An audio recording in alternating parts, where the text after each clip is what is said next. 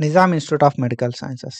నిమ్స్ హైదరాబాద్ లోపల కౌన్సెలింగ్‌కి అటెండ్ అయ్యే టైంకి మనం ఎట్లాంటి డాక్యుమెంట్స్ తీసుకెళ్లాల్సి ఉంటది అని చెప్పి మనం అయితే డీటెయిల్‌గా మాట్లాడుకుందాం. అండ్ కౌన్సెలింగ్ ఉన్న రోజు మనం ఎంత ఎర్లీ ఎళ్ళాల్సి ఉంటదని చెప్పి కూడా మనం అయితే డీటెయిల్‌గా అయితే మాట్లాడుకుంటా ఉంటాం. మనం ప్రీవియస్‌గా ఇట్లాంటి వీడియోస్ చాలా చేసుకున్నాం. అండ్ ఫర్దర్‌గా కూడా ఇట్లాంటి వీడియోస్ చేసుకుంటా ఉంటాం. కాబట్టి మీరు మన ఛానెల్‌కి ఒకవేళ కొత్తగా వస్తే మాత్రం డెఫినిట్‌గా సబ్స్క్రైబ్ చేసుకొని మీ ఫ్రెండ్స్ అందరికీ షేర్ చేయండి. అండ్ మనం మన ఛానల్ లోపల అనలిటిక్ గైడెన్స్ అని చెప్పి గైడెన్స్ ప్రోగ్రామ్ అయితే స్టార్ట్ చేసినాం.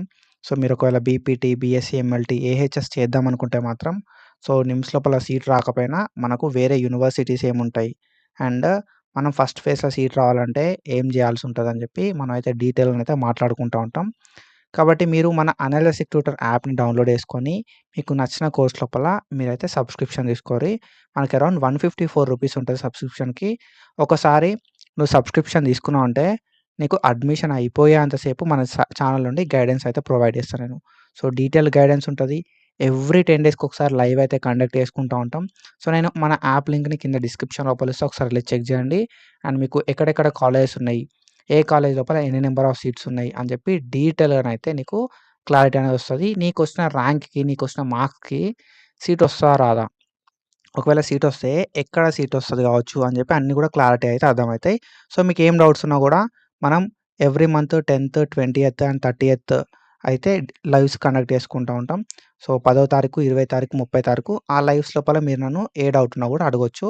అండ్ ఒకసారి నోటిఫికేషన్ రిలీజ్ అయిన తర్వాత డీటెయిల్ వీడియోస్ అయితే చేసుకుంటా ఉంటాం. సో, ఎస్పెషల్‌గా మనం Kaloji Narayanarao university of health సైన్సెస్‌కి సంబంధించి గైడెన్స్ అయితే ప్రొవైడ్ చేస్తా ఉంటాం. అండ్ చాలా ప్రీమియం కంటెంట్ అయితే నేను అనలిటిక్ ట్యూటర్ యాప్ లోపల ప్రొవైడ్ చేస్తా. సో, మీకు మంచి గైడెన్స్ అయితే ఉంటది. And when it comes to these documents. ఈ డాక్యుమెంట్స్ విషయానికొస్తే మీరు కౌన్సెలింగ్‌కెళ్ళేటప్పుడు సో, ఫస్ట్ మనం కౌన్సెలింగ్‌కి ఎప్పుడెళ్ళాలి అంటే కౌన్సెలింగ్ మనకి ఏ రోజు ఉంటది అని చెప్పి మనకు ముందే ఇన్ఫర్మేషన్ అయితే ఇస్తారన్నట్టు. సో, ఎలిజిబుల్ క్యాండిడేట్ లిస్ట్ లోపల ఎవరైతే నేమ్ ఉంటదో వాళ్ళందరూ గూడా కౌన్సెలింగ్‌కి అయితే అటెండ్ అవ్వాల్సి ఉంటదన్నట్టు. సో, అటెండ్ అయిన వాళ్ళకందరికి సీట్ వస్తదా అనే విషయాన్ని పక్కకు పెడితే అటెండ్ అయితే మనకు సీట్ వచ్చే ఛాన్సెస్ ఉంటాయి. ఎవరైనా లైక్ మంచి మెరిట్ ఉన్న వాళ్ళు ఎవరైతే మీ కేటగిరీ లోపల మంచి మెరిట్ ఉన్న వాళ్ళు అటెండ్ కాకపోతే మీకు సీట్ వచ్చే ఛాన్సెస్ ఉంటాయి. కాబట్టి సో, మీరు అటెండ్ అవ్వడానికి ట్రై చేయండి. ప్రతి కౌన్సెలింగ్‌కి ఒకవేళ మీ నేమ్ అనేది ఎలిజిబుల్ క్యాండిడేట్ లిస్ట్ లోపల ఉంటే. అది ఫేజ్ 1 కావచ్చు, 2 కావచ్చు, 3 కావచ్చు. మనకి మాక్సిమం 2 ఫేజెస్ అయితే ఉంటాయి. అండ్ ఇంకేమన్నా సీట్స్ మిగిలుంటే ఇంకా ఫేజెస్ కూడా ఉంటాయన్నట్టు. కాబట్టి ఒకవేళ లైక్ మీ నేము ఎలిజిబుల్ క్యాండిడేట్ లిస్ట్ లోపల ఉంటే మాత్రం డెఫినిట్‌గా కౌన్సెలింగ్‌కి అయితే అటెండ్ అవ్వండి. సో, సీట్ వస్తదా? రాదా? అనే విషయాన్ని పక్కకు పెడితే కౌన్సెలింగ్‌కి అటెండ్ అవ్వడం వల్ల మీ కన్నా మంచి అంటే లైక్ మీకంటే మంచి మెరిట్ ఉన్న పొజిషన్ ఎవరైతే ఉంటారో వాళ్ళకు సీట్ రాకపోతే లైక్ వాళ్ళు ఏదన్నా మిస్టేక్ చేసి వాళ్ళు ఏదైనా డాక్యుమెంట్స్ తీసుకురాకుండా వాళ్ళు కౌన్సెలింగ్‌కి అటెండ్ కాకుండా ఉంటే మీకు సీట్ వచ్చే ఛాన్సెస్ ఉంటాయి. మీ కేటగిరీలో కాంపిటీషన్ ఎక్కువున్నా లైక్ మీ కేటగిరీలో లైక్ సీట్స్ తక్కువున్నా సో, ఇష్యూ ఏదైనా గూడా కౌన్సెలింగ్‌కి అటెండ్ అయితే ఏమైతది గదా! అంటే మీకన్నా మంచి మెరిట్ వచ్చినోళ్ళు అటెండ్ గాకపోయినా, మీకన్నా మంచి మెరిట్ వచ్చినోళ్ళు అటెండ్ అయ్యి లైక్ ఫీ తీసుకురాకపోయినా, సర్టిఫికేట్స్ తీసుకురాకపోయినా, సో, వాళ్ళు ఏమన్నా మెడికల్ టెస్ట్‌లో ఫెయిల్ అయినా, సో, కొన్ని ఉంటాయన్నట్టు. సో, అట్లాంటి సిట్యుయేషన్స్ లోపల వాళ్ళ సీట్ అనేది మనకిచ్చేస్తారన్నట్టు. సో, కాబట్టి కౌన్సెలింగ్‌కి అటెండ్ అవ్వండి. ఒకవేళ మీరు లైక్ ఏ కోర్స్ అయితే చేద్దాం అనుకుంటున్నారో డెఫినిట్‌గా అదే కోర్స్ చేద్దాం అనుకోని నిమ్స్‌లోనే చేద్దాం అనుకుంటే మాత్రం కౌన్సెలింగ్‌కి అటెండ్ అవ్వండి. సో, ఒకవేళ సీట్ రాకపోతే అది తర్వాత విషయం. ఓకేనా. సీట్ రాని సిట్యుయేషన్ లోపల మనం వేరే కా లైక్ యూనివర్సిటీ లోపల ట్రై చేద్దాం మనకి. ఓకేనా. సో, వేరే యూనివర్సిటీస్ ఉన్నాయి. వేరే యూనివర్సిటీలో కూడా ట్రై చేద్దాం. అనలిటిక్ ట్యూటర్ యాప్‌ల మీరైతే సబ్స్క్రిప్షన్ తీసుకుంటే మనం గైడెన్స్ కూడా ప్రొవైడ్ చేస్తాం. ఏ యూనివర్సిటీస్ ఉన్నాయి, నోటిఫికేషన్ ఎప్పుడొస్తాయని చెప్పి ఆల్రెడీ వీడియోస్ అయితే ఉన్నాయి. అండ్ ఎట్లా చేస్తే మనకు లైక్ ప్రియారిటీ లిస్ట్ ఎట్లా చేసుకోవాలి అని చెప్పి అన్నీ కూడా మనం అయితే యాప్ లోపల పెట్టి ఉంచినాం. ఒకసారి వెళ్లి చెక్ చేయండి. And when it comes to list of original certificates. So, మనం ఈ ఒరిజినల్ సర్టిఫికేట్స్ అయితే సబ్మిట్ చేయాల్సి ఉంటది at the time of counselling. ఓకేనా. కౌన్సెలింగ్ టైమ్‌లోనే మనం ఈ డాక్యుమెంట్స్ అన్నీ గూడా సబ్మిట్ చేయాల్సి ఉంటది. సో, ఏంది ఆ డాక్యుమెంట్స్ అంటే తెలంగాణ ఎబ్సెట్ 2025కి సంబంధించిన ర్యాంక్ కార్డ్. తెలంగాణ ఎబ్సెట్ 2025కి సంబంధించిన ర్యాంక్ కార్డ్ అయితే మనం ప్రొవైడ్ చేయాలి. ఇప్పటికి గూడా అఫీషియల్ వెబ్‌సైట్ లోపల మనకు ర్యాంక్ కార్డ్ అయితే అవైలబుల్ ఉంది. ఎబ్సెట్‌కి సంబంధించి అదొకసారి మీరు చెక్ చేయండి ఎళ్లి. అండ్ దెన్ మనకు లైక్ ఒకవేళ మీకు ఇంటర్మీడియేట్ మెమో ఉందనుకో ఓకేనా. సో, మీరు ఇంటర్మీడియేట్ క్వాలిఫైడ్ అయ్యిర్రు అన్న సిట్యుయేషన్ లోపల ఇంటర్మీడియేట్ మెమో లేకపోతే 10+2 లోపల మీకు ఏ మెమో అయితే ఉంటదో ఆ మెమో ఓకేనా. So, intermediate or it's equivalent memo అయితే మనం సబ్మిట్ చేయాల్సి ఉంటుంది. అండ్ ఒకవేళ మీరు బ్రిడ్జ్ కోర్స్ చేసారనుకో, బ్రిడ్జ్ కోర్స్ అని చెప్పి ఒకటి ఉంటదన్నట్టు. సో, మీకు బ్రిడ్జ్ కోర్స్ అంటే ఐడియా లేదు అన్న సిట్యుయేషన్ లోపల సో, మీకైతే ఇది వర్తించదన్నట్టు. సో, ఒకవేళ మీరు ఇంటర్మీడియేట్ కాకుండా ఇంటర్మీడియేట్‌కి ఈక్వాలెంట్ బ్రిడ్జ్ కోర్సెస్ ఉంటాయి. సో, లైక్ ఎంఎల్టీ అని లేకపోతే ఎంపీహెచ్‌డబ్ల్యూ అని చెప్పి కోర్సెస్ ఉంటాయన్నట్టు. సో, అవి ఏదైనా చేసుంటే ఇంటర్మీడియేట్‌కి ఈక్వాలెంట్‌గా బ్రిడ్జ్ కోర్స్ అయితే మీరు సబ్మిట్ చేయాల్సి ఉంటదన్నట్టు memo. Bridge course memo. So, ఒకవేళ మీకు ఇది అప్లికబుల్ అయితేనే ఒకవేళ మీరు బ్రిడ్జ్ కోర్స్ చేసినప్పుడు మాత్రమే బ్రిడ్జ్ కోర్స్ మెమో సబ్మిట్ చేయాల్సి ఉంటది. లేదా మీకు ఇంటర్మీడియేట్ మెమో ఉందంటే అవసరం లేదు. And then SSC memo. 10థ్ క్లాస్‌కి సంబంధించిన మెమో. ఇది అందరి దగ్గర ఉంటది. మీ అందరికి తెలుసు. And then bonafides. Study and conduct certificates అంటాం. బోనోఫైడ్ సర్టిఫికేట్స్ అంటాం. 6థ్ క్లాస్ నుండి ఇంటర్మీడియేట్ వరకి. ఓకేనా. 6థ్ క్లాస్ నుండి ఇంటర్మీడియేట్‌కి సంబంధించిన so, study certificates, bonafide certificates అంటాం. Then social status certificate. So, category certificate అంటాం కదా! కేటగిరీ సర్టిఫికేట్ అయితే మనమైతే ప్రొవైడ్ చేయాల్సి ఉంటది. సో, ఎవరైతే లైక్ బీసీఈ కేటగిరీ కావచ్చు. అండ్ సో, ఎవరైతే క్యాండిడేట్స్ బీసీఈకి బిలాంగ్ అయితారో వాళ్ళు అండ్ ఎవరైతే రిజర్వేషన్‌కి అగైనెస్ట్‌గా వీళ్ళు లైక్ రిజర్వేషన్‌కి అగైనెస్ట్‌గా సీట్‌ని తీసుకుందాం అనుకున్న సిట్యుయేషన్ లోపల మనకి సో, మాక్సిమం అందరూ కూడా రిజర్వేషన్ ప్రకారమే సీట్ కావాలనుకుంటారు. సో, రిజర్వేషన్‌కి అగైనెస్ట్‌గా సీట్ కావాలనుకున్నా, లేకపోతే బీసీఈ కేటగిరీ వాళ్ళైనా కూడా మనకిక్కడ లైక్ ఒక ప్రిస్క్రైబ్డ్ ఫార్మాట్ లోపల ఇచ్చిర్రన్నట్టు. ఓకేనా. ఒక ప్రిస్క్రైబ్డ్ ఫార్మాట్ అయితే ఇచ్చిర్రు. ఈ ప్రిస్క్రైబ్డ్ ఫార్మాట్ లోపల మనమైతే ప్రొవైడ్ చేయాల్సి ఉంటదన్నట్టు కేటగిరీ సర్టిఫికేట్ అనేది. ఓకేనా. సో, అది కూడా మనకు ఒక డేట్ అయితే ఇచ్చిర్రు. సో, ఈ డేట్ తర్వాత ఉండాలి అని చెప్పి. మనకి కేటగిరీ సర్టిఫికేట్ అనేది మనం ప్రొవైడ్ చేయాల్సి ఉంటది.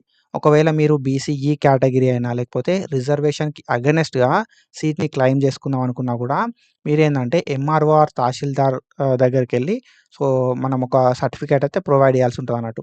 ఓకే. ఆల్రెడీ మీ దగ్గర సర్టిఫికేట్ ఉంటే ఆ సర్టిఫికేట్ అనేది జులై 7th, 2007 తర్వాత అయి ఉండాలి. సో, ఈ మోస్ట్‌లీ ఇది అందరికి కూడా లైక్ అవసరం ఏమి ఉండది. ఓకేనా. సోషల్ స్టేటస్ సర్టిఫికేట్ అనేది మన ఫార్మాట్‌లో ఉంటే సరిపోతదన్నట్టు. ఓకేనా. నార్మల్ ఫార్మాట్‌లో సరిపోతది. అండ్ ఒకవేళ వాళ్ళు సో, ఇదే ఫార్మాట్‌లో కావాలి అని చెప్పి ఏమన్నా చెప్తే, సో, మాకు కొంచెం టైమ్ ఇయ్యండి అని చెప్పి కొంచెం రిక్వెస్ట్ అయితే చేసేసేయండి సరిపోతది. ఓకేనా. Then transfer certificate or migration certificate. So, TC or migration certificate ఇంటర్మీడియేట్‌కి సంబంధించింది టీసీ అయితే మనం ప్రొవైడ్ చేయాల్సి ఉంటదన్నట్టు. ఓకేనా. ఇంటర్‌ది.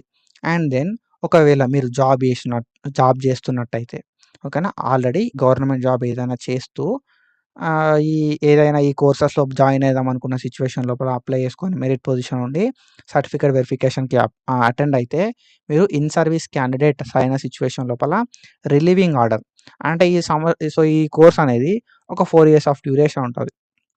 కదా! సో, ఈ 4 సంవత్సరాల డ్యూరేషన్ కోర్స్ ఉంటది కాబట్టి, మీరు 4 సంవత్సరాలు జాబ్‌కెళ్ళకపోతే మీ జాబ్ పోతది కాబట్టి, లైక్ మీరక్కడ రిలీవింగ్ లెటర్ అనేది తెచ్చుకోవాలి. సో, ఏం గాదు మా సైడ్ నుండి మేము ఓకే అంటున్నాం అని చెప్పి రిలీవింగ్ ఆర్డర్ అయితే తెచ్చుకోవాల్సి ఉంటదన్నట్టు. ఒకవేళ నువ్వు గవర్నమెంట్ సెక్టార్‌ల జాబ్ చేస్తున్నట్టయితే. And then bond. సో, ఈ బాండ్‌ని మీరు పక్కకు పెట్టేసేయాలి. ఓకేనా. సో, బాండ్ అనేది అవసరం లేదు. అంత మ్యాండేటరీ కాదు మనకు కౌన్సెలింగ్‌కి అటెండ్ అయ్యేటప్పుడు. సో, బాండ్‌ని పక్కకు పెట్టేసేయాలి. అడ్మిషన్ టైమ్‌ల ఈ బాండ్ అనేది పట్టుకెళ్ళండి సరిపోతది. అండ్ ఒకవేళ మీకు పీహెచ్ ఏమన్నా ఉంటే ఓకేనా. డిఫరెంట్‌లీ ఏబుల్ ఏమన్నా ఉన్న సిట్యుయేషన్ లోపల సర్టిఫికేట్ ఉంటది కదా! సో, ఆ సర్టిఫికేట్ అయితే తీసుకెళ్లాల్సి ఉంటది. అండ్ మెడికల్ బోర్డ్ అనేది ఏం చేస్తారు అంటే వీళ్ళ మెడికల్ బోర్డు ఎగ్జామినేషన్ చేస్తారన్నట్టు. సో, కాబట్టి నీకు పీహెచ్ సర్టిఫికేట్ ఉన్నంత మాత్రాన రిజర్వేషన్ అనేది రాదు.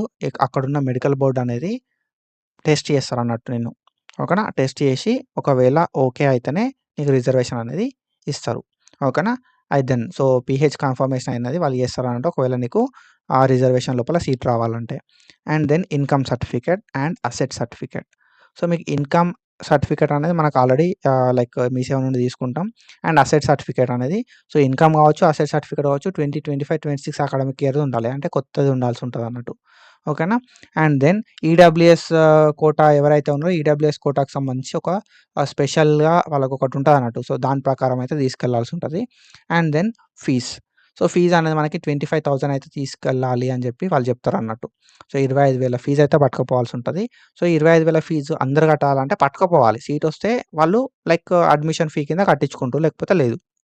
ఓకేనా. సో, సీట్ రాకపోతే మాత్రం అవి మీకే ఇచ్చేస్తారు కాబట్టి, మీరు సీట్‌ని కన్ఫర్మ్ చేసుకోవడానికి మాత్రం మనం 25,000 అంటే 25,000 అమౌంట్ అనేది కట్టాల్సి ఉంటదన్నట్టు. సో, అది మన అడ్మిషన్ ఫీజు కింద వాళ్ళు కన్వర్ట్ చేసుకుంటారు. ఓకేనా.